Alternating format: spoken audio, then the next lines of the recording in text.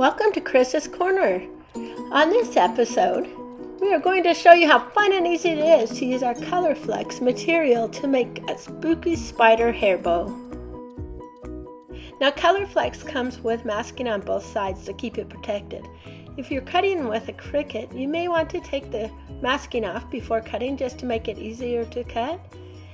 If you are cutting with a laser though, keep the masking on until after the cut to protect the COLORflex from any smoke residue.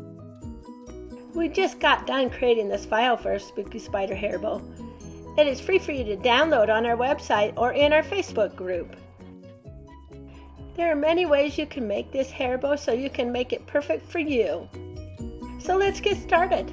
When using COLORflex with a laser, make sure you use honeycomb pins or magnets to pin it to the laser bed.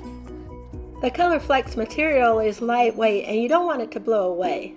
We've already uploaded it onto the dashboard and are cutting. Once it's cut, we're going to remove the masking. On this project, we turned out to be a little lucky. The back of the masking stuck together, and so we can easily just pull this off without having to remove the masking otherwise on the back. Once the masking is removed, we'll go right into putting our bow together.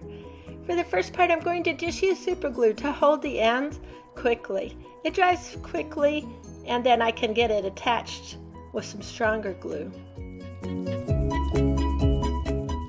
I'm going to use this hair clip to attach the bow. The best glue I found to do this is the E6000. It takes a little time to dry, but it holds together really well. When the glue is dry, you're ready to wear it. The COLORflex that I'm using for this project is a Rainbow Reflective COLORflex. It looks dark in normal light, but in bright light, it reflects the rainbow color and is really bright. So it's perfect for trick-or-treating or a Halloween party. For Glowforge and Cricut cut settings, see the tutorial on our website. If you have questions about COLORflex or any of our other products, chat with us on the website, Facebook group, or email us at info@craftcloset.com. Thanks for watching, and don't forget to like, subscribe, and ring the bell so that you will be notified of our next episode of Kris's Corner.